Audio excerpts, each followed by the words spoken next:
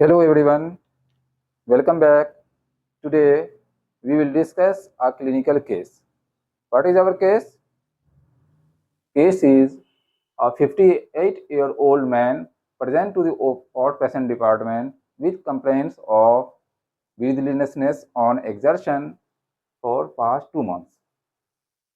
Breathlessness while lying flat, that is orthopnea, paroxysmal nocturnal dyspnea, fatigue and tiredness, and swelling of feet for 2 weeks. So, friends, this is a clinical case.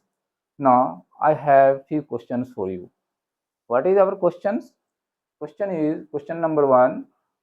What is the most likely diagnosis? Number two. What are problems in this patient? Number three.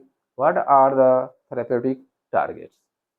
And the last question is, which drugs can help and why? So, friends, all these questions we will discuss in this session. So let's start with first question. First question is, what is most likely diagnosis? So friend, क्या होगा diagnosis? इस case का diagnosis क्या है? Heart failure. Very good. Heart failure means heart failure, congestive heart failure, जिसको हम लोग congestive heart failure भी बोलते हैं, अब नॉर्मली हार्ट फेलियर बोलते हैं. क्यों हार्ट फेलियर है? इसमें एक क्योंकि इस क्लासिकल सिम्टम्स है breathlessness on exertion. On exertion मतलब वो चलते चलते थोड़ा देर स्टेप लिया, चला, बस उसको सांस फूलने लगा. ठीक है. ब्रीथलेसनेस लाइंग फ्लैट, जैसे ही सीधे ऐसे ही लेटा, सीधा लेटा, उसको सांस फूलने लगा. ऑर्थोपनिया बोलते हैं. पैरोक्सिस्मल नॉक्टर्नल डिस्निया, इसका मतलब क्या होता है? पैरोक्सिस्मल नॉक्टर्नल डिस्निया मतलब रात में वो सोया हुआ है, अचानक तो सांस फूलने लगा और उठ करके बैठ गया. समझ गए? पैरोक्सिस्मल नॉक्टर्नल, अचानक सोया हुआ है, उठ करके बैठ गया सांस फूलने की वजह से. दूसरा और क्या होगा? नेक्स्ट क्या है? थकावट होगा और swelling of feet. Swelling of feet, ये these are the classical symptoms of heart failure. Now friends, next our question is, what is heart failure? Heart failure क्या है? हार्ट फेलियर का मतलब क्या होता है? Unable to pump out blood. Heart का normally हमारा काम क्या है? हार्ट का काम क्या है? Pumping out of blood. तो हार्ट फेलियर में अनेबल टू पंप हो जाता है blood, unable to pump out of blood. इससे क्या होगा?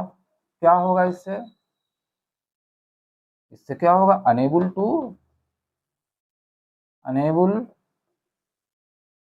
टू मीट द डिमांड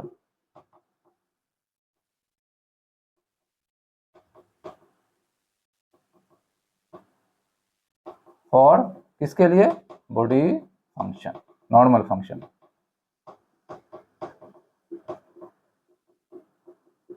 बस कहानी यहीं से शुरू होती है.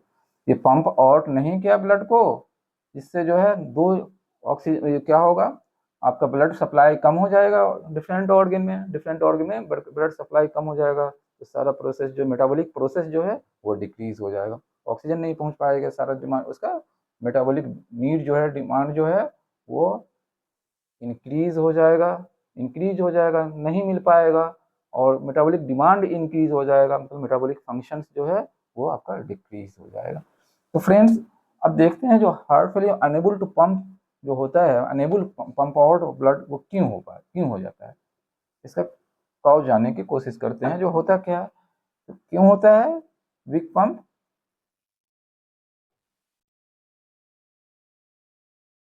वीक कार्डियक मसल्स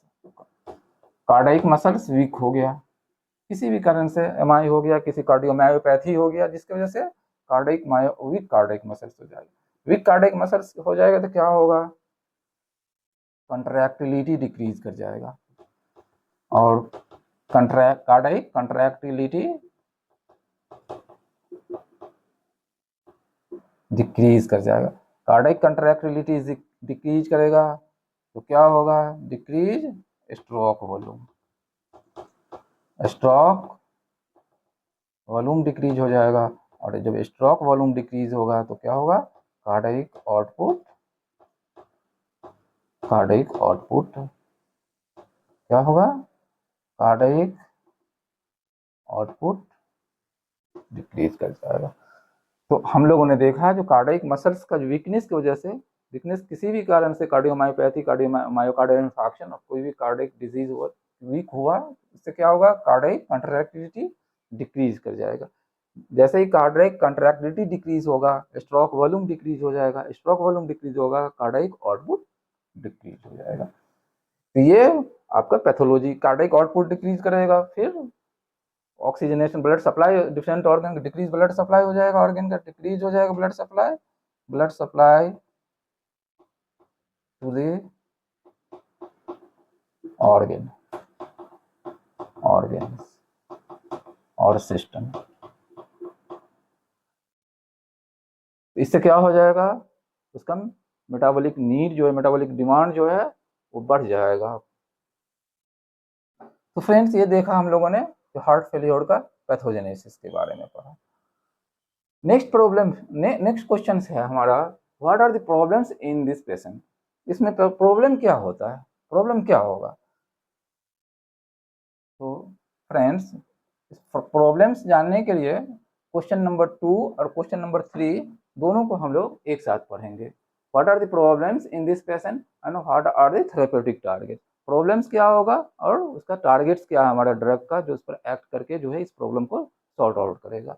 तो इसमें फ्रेंड्स जानते हैं 3C, 3 problem, 3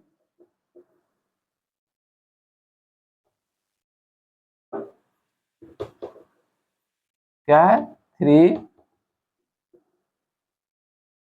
problems, 3 target, 3 problems 3 targets के फंडा पे हम लोग इसका जानेंगे। देखते हैं प्रॉब्लम्स नंबर 1 क्या होगा। इसको याद रखने के लिए प्रॉब्लम्स को, प्रॉब्लम्स नंबर 1 ट्रिपल सी, सी 3C क्या होगा, पहला से कार्डियक आउटपुट। कार्डियक आउटपुट क्या हो रहा था फ्रेंड, देखा अभी हम लोगों ने, कार्डियक आउटपुट डिक्रीज कर रहा था, कार्डियक आउटपुट डिक्रीज हो रहा है। यहाँ पर प्रॉब्लम्स है, यहाँ पर टारगेट्स है, यहाँ पर हम लोग का टारगेट्स है, ठीक है। कार्डियक आउटपुट डिक्रीज होगा, एम क्या होगा हमारा, इंक्रीज। टारगेट क्या होगा, कार्डियक आउटपुट को इंक्रीज करिए, कार्डियक आउटपुट को इंक्रीज करिए। मीन्स कार्डियक आउटपुट इंक्रीज करने के लिए वो जो वर्क का इफिशियंसी है उसको इंक्रीज करिए। तो इसको इंक्रीज करने के लिए हमारे पास 2 चीज होगा, 2 टारगेट है, इंक्रीज या इंक्रीज कंट्रैक्टिलिटी को इंक्रीज कर दीजिए, कार्डियक आउटपुट इंक्रीज हो जाएगा, कार्डियक कंट्रैक्टिलिटी। और दूसरा है जो इफिशियंसी, ये पंपिंग कर रहा है, पंप, हार्ट पंप कर रहा है किसमें, आर्टरी में। तो आर्टरी का रेजिस्टेंस जितना ज़्यादा होगा उसको हार्ट को पंप आउट करने में उतना डिफिकल्टी होगा। तो आर्टरी का रेजिस्टेंस जो है जितना कम हो जाएगा, कम होगा, उसको हार्ट को पंप करने में उतना ईजी होगा। तो वर्क को, हार्ट के वर्क इफिशियंसी बढ़ाने के लिए आर्टरी का रेजिस्टेंस को कम कर दीजिए। हार्ट के वर्क इफिशियंसी बढ़ाने के लिए आप आर्टरी के रेजिस्टेंस को, आर्टरियोल के रेजिस्टेंस को क्या कर दीजिए, कम कर दीजिए। ये रेजिस्टेंस कम कैसे होगा, क्या, उसको डायलेट करिए, आर्टरी को डायलेट कर दीजिए, जैसा कि हम लोगों ने पहले भी देखा। तो ये आर्टरी के रेजिस्टेंस को क्या बोलते हैं, क्या बोलते हैं उसको, टोटल या peripheral resistance. Total peripheral resistance को क्या करना है हम लोगों को, डिक्रीज करना है। आर्टरी, इसको बोलते हैं आफ्टर लोड, आफ्टर लोड। एक मिनट फिर से फ्रेंड, वर्क का, हार्ट का वर्क इफिशियंसी बढ़ाने के लिए 2 चीज करना होगा, या तो कंट्रैक्टिलिटी को इंक्रीज कर दीजिए, नंबर 1। दूसरा, जो वर्क हार्ट जिसमें पंप आउट कर रहा है ब्लड, आर्टरी में कर रहा है, लेफ्ट वेंट्रिकल किस में कर रहा है, आर्टरी में कर रहा है, उसको लेफ्ट वेंट्रिकल आर्टरी में कर रहा है, तो आर्टरी की रेजिस्टेंस को उसको कम कर दीजिए, तो हार्ट जो है वो इफिशियंटली पंप आउट कर पाएगा, हार्ट का वर्क इफिशियंसी बढ़ जाएगा आर्टरी का रेजिस्टेंस कम होने से। आर्टरी के रेजिस्टेंस को क्या बोलते हैं, टोटल पेरिफेरल रेजिस्टेंस बोलते हैं। टोटल पेरिफेरल रेजिस्टेंस को हम लोग आफ्टर लोड बोलते हैं, क्योंकि वर्क के बाद का ही हो गया लोड, इसलिए आफ्टर लोड हो गया। तो क्या है, इसको करना होगा टोटल पेरिफेरल रेजिस्टेंस, इसको पेरिफेरल वैस्कुलर रेजिस्टेंस भी बोलते हैं, कभी peripheral vascular resistance, peripheral vascular resistance भी बोलते हैं। ये चीज, दो चीज करेंगे तो कार्डियक आउटपुट, वर्क का एफिशिएंसी बढ़ जाएगा, वर्क का एफिशिएंसी, हार्ट का वर्क एफिशिएंसी बढ़ जाएगा, हार्ट का जो वर्क एफिशिएंसी बढ़ जाएगा तो कार्डियक आउटपुट बढ़ जाएगा। तो ये दो हमारा टारगेट होगा, जो नेक्स्ट सेक्शन में हम लोगों को ड्रग का उसका इफेक्ट देखेंगे, ड्रग का टारगेट देखेंगे, उस पर क्या करके ड्रग जो है उसको प्रॉब्लम को सॉल्व करता है। नंबर दूसरा फ्रेंड, दूसरा एक चीज होगी, दूसरा चीज हो कंजेशन। ये एक प्रॉब्लम है कंजेशन का। कंजेशन से क्या होता, मतलब कंजेशन के मतलब हो गया, जब कंजेशन क्यों होता है, कंजेशन का मतलब क्या हो गया, जब हार्ट वीक हो जाता है, इफिशियंसी, वर्क इफिशियंसी हार्ट का कम हो जाएगा, मतलब कार्डियक आउटपुट कम हो गया, स्ट्रोक वॉल्यूम कम हो जाता है, कार्डियक आउटपुट कम होता है। स्ट्रोक वॉल्यूम कम होने से क्या होगा, डिक्रीज स्ट्रोक वॉल्यूम से क्या हो जाता है, डिक्रीज स्ट्रोक वॉल्यूम से क्या होगा, इंक्रीज कर जाएगा, क्या इंक्रीज करेगा, इन सिस्टोलिक वॉल्यूम, इन सिस्टोलिक वॉल्यूम, मतलब जो हार्ट एक बीट में जितना ब्लड इजेक्ट कर रहा था नॉर्मली, अब वो कम कर रहा है, तो कम कर रहा है तो क्या होगा, वेंट्रिकल में कुछ ब्लड जो है रिमेन रह जाएगा, बचा हुआ रह जाएगा एक बीट में, क्योंकि वो पूरा नहीं कर पाया, फिर नेक्स्ट बीट होगा, फिर नेक्स्ट बीट में कम होगा, क्योंकि इफिशियंसी वर्क का कंट्रोलैक्ट्री कम है। तो इस तरीका से हार्ट में लेफ्ट वेंट्रिकल में क्या होगा, ब्लड जो है बढ़ता चला जाएगा, ब्लड जो है, ब्लड का जो है वो जो पूरा नहीं होने से जो है वो बचता हुआ जाता है, बचते हुए जाएगा, बढ़ते हुए जाएगा, तो क्या होगा, इन सिस्टोलिक वॉल्यूम, तो सिस्टोल के एंड में जो ब्लड वॉल्यूम वेंट्रिकल में बचा हुआ रहता है उसको क्या बोलते हैं, इन सिस्टोलिक वॉल्यूम। क्या होगा, इन सिस्टोलिक वॉल्यूम हर बीट के बाद वो बढ़ता जाएगा, इन सिस्टोलिक बढ़ेगा तो क्या होगा, फिर इन डायस्टोलिक वॉल्यूम बढ़ जाएगा, फिर ये बैक प्रोसेस है, बैक में जाएंगे, इन डायस्टोलिक वॉल्यूम बढ़ जाएगा, इन डायस्टोलिक वॉल्यूम बढ़ेगा तो फिर क्या होगा, क्या हो जाएगा फ्रेंड, इन डायस्टोलिक प्रेशर, वॉल्यूम बढ़ेगा तो डायरेक्टली प्रोपोर्शनल होता है प्रेशर और वॉल्यूम का, वॉल्यूम बढ़ेगा तो प्रेशर बढ़ जाएगा, प्रेशर बढ़ेगा, इन डायस्टोलिक प्रेशर बढ़ गया तो किसका, वेंट्रिकल से, वेंट्रिकल का प्रेशर बढ़ा, फिर लेफ्ट आर्टरियम, लेफ्ट वेंट्रिकल का प्रेशर बढ़ा, लेफ्ट आर्टरियम का प्रेशर बढ़ जाएगा, लेफ्ट आर्टरियम का प्रेशर बढ़ेगा तो पल्मोनरी वेन का प्रेशर बढ़ जाएगा, पल्मोनरी वेन का प्रेशर बढ़ जाएगा, पल्मोनरी वेनस कंजेशन हो जाएगा, क्या हो जाएगा, अब देखते हैं लेफ्ट किसका हो गया, इन डायस्टोलिक प्रेशर बढ़ गया। अब मान लिया कि लेफ्ट वेंट्रिकल में है तो क्या हो जाएगा, लेफ्ट वेंट्रिकल का प्रेशर बढ़ गया, लेफ्ट वेंट्रिकल का प्रेशर बढ़ा तो लेफ्ट आर्टरियम का प्रेशर बढ़ेगा, लेफ्ट आर्टरियम का प्रेशर बढ़ा तो पल्मोनरी वेन का प्रेशर बढ़ जाएगा, वेनस, जिसको पल्मोनरी वेनस कंजेशन कहते हैं। यही इसी पल्मोनरी वेनस कंजेशन की वजह से जो है ये आपका ये प्रॉब्लम आता है, क्या आता है, जो डिस्निया, डिस्निया वगैरह जो आता है, डिस्निया, ऑर्थोपनिया, पीएनडी, ये सारा जो है पल्मोनरी वेनस कंजेशन की वजह से, पल्मोनरी वेनस प्रेशर इंक्रीज करने की वजह से होता है। तो हमारा एम क्या होगा, टारगेट क्या होगा, टारगेट होगा जो decrease in diastolic pressure, in diastolic pressure को डिक्रीज करेंगे, कैसे डिक्रीज होगा,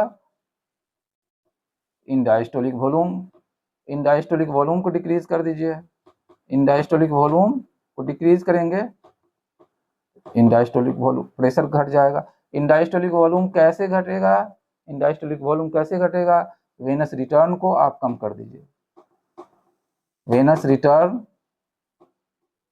को आप कम करिए, वेनस रिटर्न को आप कम कर दीजिए, और वेनस रिटर्न को कैसे कैसे कम हो जाएगा, फ्लूइड ओवरलोड कम कर दीजिए, फ्लूइड ओवरलोड,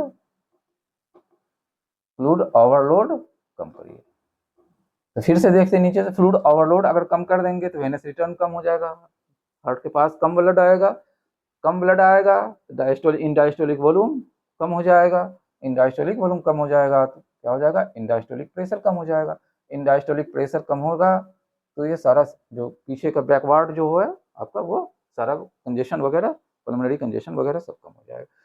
यही सिचुएशन राइट साइड में भी होगा, राइट का भी होगा, राइट वेंट्रिकल का प्रेशर बढ़ेगा, राइट आर्टरी का प्रेशर बढ़ेगा, फिर वह सिस्टमिक कंजेशन होने लगेगा, सिस्टमिक वेनस प्रेशर बढ़ जाएगा। ये लेफ्ट का हम लोग देखा, राइट में भी सेम हो जाएगा, राइट वेनस प्रेशर बढ़ेगा, राइट वेंट्रिकुलर प्रेशर बढ़ा तो क्या हो जाएगा, राइट एट्रियल प्रेशर बढ़ जाएगा, और राइट एट्रियल प्रेशर बढ़ेगा तो क्या होगा, सिस्टमिक वेनस प्रेशर बढ़ जाएगा, सिस्टमिक वेनस प्रेशर बढ़ जाएगा। Systemic venous pressure means systemic venous congestion होगा, जिसकी वजह से आपको क्या आएगा, स्वेलिंग वगैरह, स्वेलिंग होगा, हेपेटोमेगली होगा, कंजेस्टेड लीवर जिसको बोलते हैं, पेनफुल टेंडर लीवर जो होता है वो हो जाएगा, कंजेस्टिव फेल्यूर में होता ही है, तो हेपेटोमेगली हो जाएगा, स्वेलिंग ऑफ फीट होगा, जनरलाइज बॉडी स्वेलिंग हो जाएगा, एसाइटिस होगा, इनासार का होगा। ये सारा जो है सिस्टमिक वेनस प्रेशर इंक्रीज होने से, सिस्टमिक वेनस कंजेशन होने से, वेनस प्रेशर इंक्रीज होने से होता है होगा। तो ये लेफ्ट और राइट दोनों में सेम सिचुएशन, बैकवर्ड प्रेशर जिसको बढ़ने से हो गया। तो ये अल्टीमेटली क्या होगा, फ्लूइड ओवरलोड हमारा टारगेट होगा, तो फ्लूइड ओवरलोड हम कम करें। नेक्स्ट क्या है, तीसरा क्या है, तीसरा थर्ड सी से क्या होगा, कंपनसेटरी मैकेनिज्म। कंपनसेटरी मैकेनिज्म का एक्टिवेशन हो जाता है, कंपनसेटरी मैकेनिज्म का ओवर एक्टिवेशन हो जाता है। क्यों होता है, क्यों होता है ये,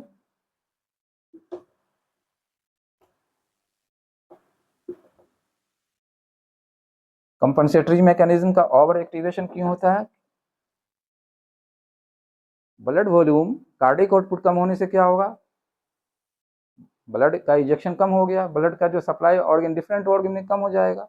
तो इसी तरीका से जो है ब्लड का जो सेंसर लगा हुआ है, वॉल्यूम सेंसर, कैरोटिड साइनस के पास है, फिर रीनल में होता है, वो सेंस करता है जो हमारे पास ब्लड वॉल्यूम कम आ रहा है, ब्लड वॉल्यूम कम रीनल के पास जाएगा, रीनल में जो है ब्लड वॉल्यूम कम होगा फ्रंट में, तो क्या होगा वहाँ पर से, वहाँ पर जो है जेजीए सेल्स है, जेजीए सेल्स तो बीटा 1 रिसेप्टर होता है, वो सेंस करेगा, जेजीए सेल्स क्या करेगा, जेजीए सेल्स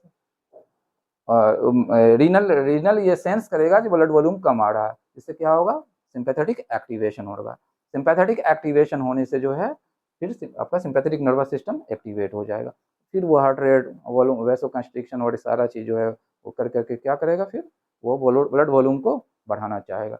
उसी तरीका से जो है रेनिन का एक्टिवेशन होगा, सॉरी ये किडनी में जाने से क्या होगा, किडनी में बीटा 1 होगा, वहां से रेनिन निकलता है, रेनिन रिलीज होगा, रेनिन जैसे ही रिलीज होगा रास सिस्टम का एक्टिवेशन हो जाएगा, रास सिस्टम के एक्टिवेशन से क्या होगा, वैसो कंस्ट्रिक्शन, फ्लूइड और वाटर रिटेंशन होने लगेगा, और जिसकी वजह से क्या होगा, फ्लूइड का वो जो चाहे वो कंपनसेट करना चाहिए, इनिशियली वो कंपनसेट करना चाहते हैं ड्यू टू लो वॉल्यूम, लेकिन धीरे धीरे जो वो बैक में जो, क्योंकि वो हार्ट पूरा इजेक्ट कर नहीं पा रहा है, हार्ट के इजेक्शन प्रॉपर नहीं होने से वो फ्लूइड जो है एक्यूमुलेट होना शुरू कर, एक्यूमुलेट होना शुरू हो जाएगा, और जिसकी वजह से क्या होगा, ये सिचुएशन जो है ये एक विशस साइकिल डेवलप होने लगेगा, कम हो रहा है और फिर एक्टिवेट करेगा रास सिस्टम, और कैरोटिड साइनस वहाँ से सिंपैथेटिक सिस्टम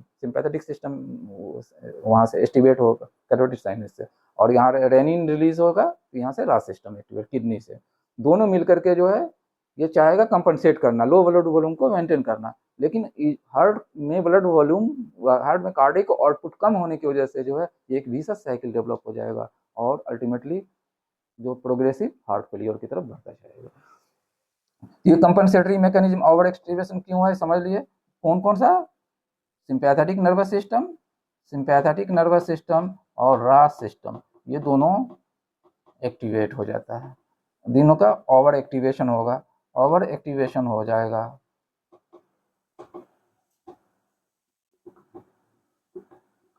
ओवर एक्टिवेशन हो जाएगा दोनों का। तो हाँ, हमारा टारगेट क्या होगा, टारगेट क्या होगा, टारगेट क्या होगा, टारगेट होगा जो ब्लॉक कर देंगे, ब्लॉक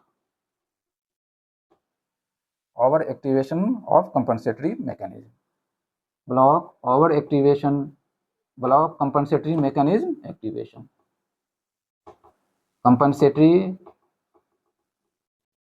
मैकेनिज्म का जो एक्टिवेशन है उसको आप ब्लॉक कर दीजिए, ब्लॉक कर दीजिए। कंपनसेटरी क्या होगा, sympathetic nervous system, sympathetic nervous system और रेनिन एंजियोटेंसिन अल्डोस्टेरोन सिस्टम, रास रेनिन एंजियोटेंसिन अल्डोस्टेरोन सिस्टम को, दोनों को ब्लॉक करिए। ये हमारा टारगेट होगा। हम लोगों ने देखा प्रॉब्लम्स क्या है और उसका target, drug target for drug क्या है। अब आते हैं नेक्स्ट हमारा क्वेश्चन पे, ड्रग कौन सा होगा, which drugs and why, which drugs can help and why. Drugs के बारे में हम लोग अब पढ़ना शुरू करेंगे।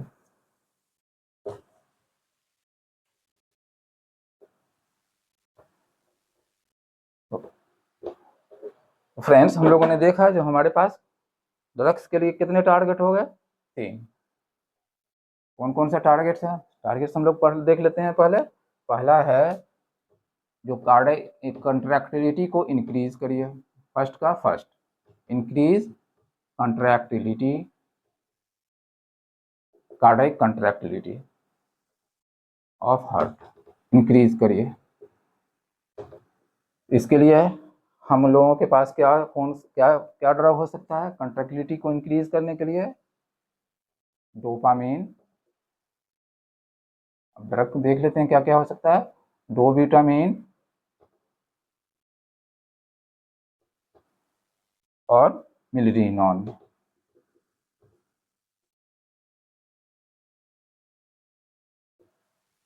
मिलरिनॉन।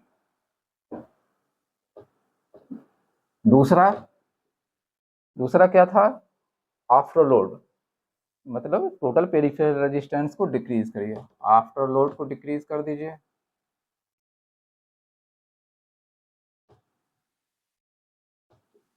टोटल पेरिफेरल रेजिस्टेंस को डिक्रीज करिए। इसके लिए क्या करना होगा, वैसोडाइलेटर्स दीजिए, वैसोडाइलेटर्स। और क्या हो सकता है वैसोडाइलेटर्स में, हाइड्रोलाजीन, नाइट्रेट्स है कि नहीं, आर्टेरियोडाइलेटर्स है, नाइट्रेट्स हो गया। और क्या हो सकता है, नाइट्रेट्स एक्चुअली में वेनस रिटर्न को ज़्यादा कम करता है, तो हमें यहाँ से हटा देते हैं नाइट्रेट्स को। और एसी इनहिबिटर, इसका आपका डबल रोल हो जाएगा, आगे भी देखेंगे हम लोग। और एंजियोटेंसिन रिसेप्टर ब्लॉकर्स, ये सारे के सारे जो है आफ्टर लोड को डिक्रीज करेगा। एसी इनहिबिटर्स में क्या क्या होगा, जो एसी इनहिबिटर्स में पिरिल वाला जो है, इनालापिरिल, कैप्टोपिरिल, फॉस्फेनोपिरिल, लिस्नोपिरिल, ये आपका एसी इनहिबिटर्स हो गए। एंजियोटेंसिन रिसेप्टर ब्लॉकर्स में क्या क्या हो सकता है, टन वाला जो है, लोसार्टन, टेलमीसार्टन, ओल्मीसार्टन, कैंडीसार्टन, ये आपका एंजियोटेंसिन रिसेप्टर ब्लॉकर्स में हो गया।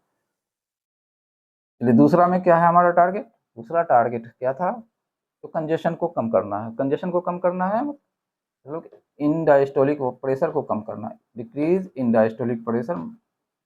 तो क्या हो जाएगा इससे, decrease in diastolic volume, in diastolic volume कम करना है, मतलब इसको क्या करना है, डिक्रीज करना है, क्या होगा, वेनस रिटर्न। वेनस रिटर्न कम करने के लिए, वेनस रिटर्न मतलब डिक्रीज फ्लूइड ओवरलोड।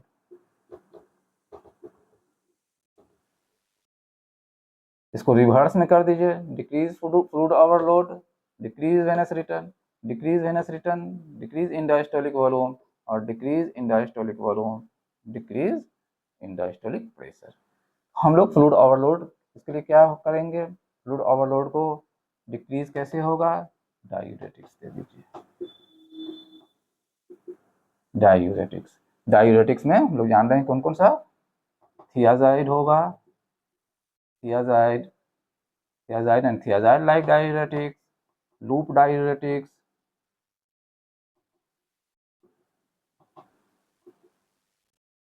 और पोटेशियम स्पेयरिंग। पोटेशियम स्पेयरिंग में क्या हो सकता है, स्पाइनोलेक्टोन हो जाएगा, ट्राइमटेरिन हो जाएगा,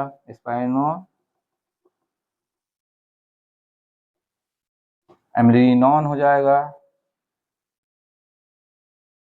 ठीक है। और चलिए ये आपका हो गया स्पाइनोलेक्टोन हो गया, स्पाइनोलेक्टोन हो गया। नेक्स्ट क्या, नेक्स्ट हमारा टारगेट क्या है, नेक्स्ट टारगेट है कंपनसेटरी मैकेनिज्म को ब्लॉक कर दीजिए। तो पहला कंपनसेटरी मैकेनिज्म को ब्लॉक करना है, मतलब क्या करना है, सिंपैथेटिक नर्वस सिस्टम को ब्लॉक कर दीजिए। Block sympathetic nervous system, SNS, sympathetic nervous system activation. इसके लिए क्या देना हो, क्या देंगे हम लोग, beta blocker, beta blocker. Of course heart के लिए तो कार्डियो सेलेक्टिव दे दीजिए, मेटोप्रोलॉल, एस्मोप्रोलॉल, है कि नहीं, बिसोप्रोलॉल, बिटेक्सोलॉल, कार्डियो सेलेक्टिव दे दीजिए, कार्डियो सेलेक्टिव। क्या क्या हो सकता है कार्डियो सेलेक्टिव में, cardio selective means beta 1 blocker, beta 1 blocker क्या, मेटाप्रोलॉल, मेटोप्रोलॉल, एस्मोलॉल, बिसोप्रोलॉल, बिटेक्सोलॉल, एटिनोलॉल, ये सब आपका कार्डियो सेलेक्टिव हो गया। दूसरा इसमें क्या, किसको ब्लॉक करना है, ब्लॉक करना है आपको, block renin angiotensin aldosterone system, renin angiotensin aldosterone system activation को ब्लॉक करिए। इसमें क्या देना है आपको, बस देख ऊपर में भी हम लोग देखना है, इस पहले एंजियोटेंसिन कन्वर्टिंग एंजाइम जो है उसको इनहिबिटर दे दीजिए, उसको ब्लॉक कर दीजिए। एंजियोटेंसिन रिसेप्टर ब्लॉकर्स में दे दीजिए, ब्लॉकर्स दे दीजिए। और मिनरलोकॉर्टिकॉइड रिसेप्टर एंटागोनिस्ट, अल्डोस्टेरोन, इसको क्या बोलते हैं, अल्डोस्टेरोन एंटागोनिस्ट, एंटागोनिस्ट, अल्डोस्टेरोन एंटागोनिस्ट, ये क्या है आपका, स्पाइनोलेक्टोन, स्पाइनोलेक्टोन। और स्पाइनोलेक्टोन है, एप्लिजिनोन है, ठीक है। और है तो ये हम लोगों ने टारगेट बेस्ड ड्रग का इफेक्ट देखा, वो किस तरीका से ये हार्ट फेलियर के प्रॉब्लम को सॉर्ट आउट किया। ये ऑफ कोर्स इस ड्रग के डिटेल्स के बारे में अलग अलग क्लास में अलग अलग पढ़ना है, ये सब एक ड्रग का बहुत सारा मल्टीपल और डिजीज में उसका ये इफेक्ट है, थेरेपेटिक यूजेस है, तो अलग में अलग अलग पढ़ना है, फिर एक साथ भी आप मिला करके पढ़ सकते हैं। तो इन हम लोगों ने अभी देखा जो डिफरेंट प्रॉब्लम्स का, डिफरेंट ड्रग्स का, उसका डिफरेंट टारगेट, हम लोगों ने टारगेट डिसाइड कर लिया क्या करना है, उसका उसका इफेक्ट कैसे, उस ड्रग जो है ड्रग उसको कैसे वो प्रॉब्लम को उस टारगेट पर एक्ट करके उस प्रॉब्लम को सॉर्ट आउट करता है, हार्ट फेलियर को। तो एक ड्रग यहाँ पर हम ये भी देख रहे हैं कि एक ड्रग का मल्टीपल टारगेट्स हो सकता है, एक ड्रग क्लास का मल्टीपल टारगेट्स भी है, जैसे कि यहाँ पर एसी इनहिबिटर का देख लीजिए, दो जगह हो गया, रास को ब्लॉक एक्टिवेशन में हम लोगों ने देखा उसको ब्लॉक कर दिया, और आफ्टर इसी हिसाब से इसी एक्शन के थ्रू ही वो उन्होंने यहाँ पर वैसोडायलेटर्स का काम, आर्टेरियोडायलेटर्स का काम होगा। तो यहाँ पर आप जैसे डायरेटिक्स हो गया, वेनस रिटर्न को, फ्लूइड ओवरलोड को कम कर देगा और वेनस रिटर्न कम करेगा। और फ्रेंड्स यहाँ पर नाइट्रेट्स भी हो सकता है, नाइट्रेट्स भी आपको जाएगा, नाइट्रेट्स भी जो है क्या हो करेगा, फ्लूइड ओवरलोड को, क्योंकि वेनो डायलेटर है, वेनो डायलेटर होगा तो वेन को डायलेट कर देगा, वेनस रिटर्न कम हो जाएगा, वेनस रिटर्न कम होगा, इंडास्टोलिक वॉल्यूम कम हो जाएगा, इंडास्टोलिक वॉल्यूम कम हो जाएगा, इंडास्टोलिक प्रेशर कम हो जाएगा। तो ये आज का हमारा लेक्चर था, हम लोगों ने इस हार्ट फेलियर को डिस्कस किया, इस क्वेश्चन सारे क्वेश्चंस को डिस्कस किया। उम्मीद है कि आप लोग को कुछ इन्फॉर्मेटिव और कुछ अच्छा लगा होगा, कुछ अच्छा लगे, कुछ इन्फॉर्मेटिव लगा होगा तो दोस्तों को भी शेयर करिए, और शेयर एंड लाइक करिए, सब्सक्राइब एंड लाइक कर दीजिए। Thank you.